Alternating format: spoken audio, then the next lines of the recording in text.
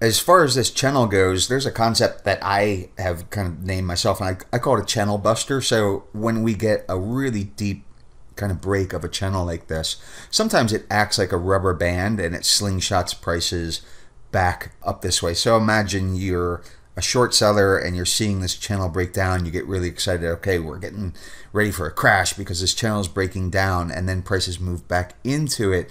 Then those shorts cover and they kind of add upside momentum. You get this slingshot.